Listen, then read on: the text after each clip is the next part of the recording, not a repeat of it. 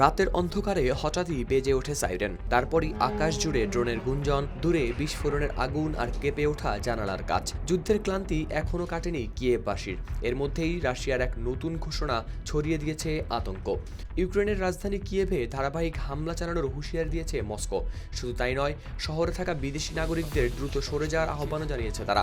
রাশিয়ার দাবি, গেল সপ্তাহে অধিকৃত লুহানস্ক অঞ্চলের স্টারিবিলাংস শহরে ইউক্রেনীয় ড্রোন হামলায় অন্তত 18 জন নিহত হন।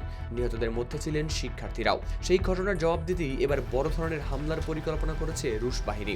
সংবাদ মাধ্যম আল জাজিরার প্রতিবেদনে প্রকাশ পেয়েছে এই তথ্য।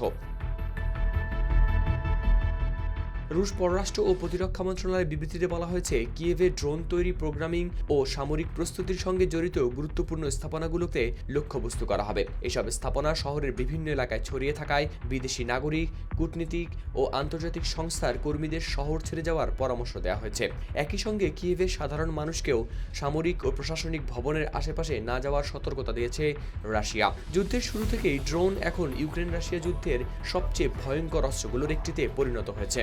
সাম্প্রতিক মাসগুলোতে ইউক্রেন রাশিয়ার ভিতরে জ্বালানি স্থাপনা ও সামরিক লক্ষ্যবস্তুতে একের পর এক ড্রোন হামলা চালিয়েছে। মস্কো এসব হামলাকে সন্ত্রাসী কার্যক্রম বলেও উল্লেখ করেছে। আর তারই প্রতিক্রিয়ায় এবার যেন আরো বড় আঘাতের ইঙ্গিত দিচ্ছে ক্রেমলিন। তিব্বত লাক্সারি সো, বাংলাদেশের রূপ।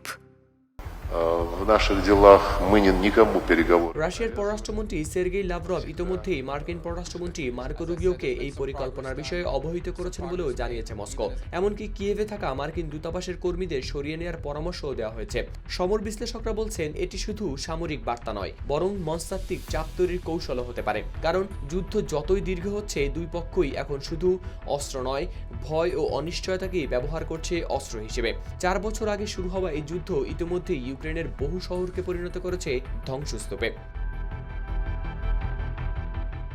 হাওলাদার শামীম, RTV।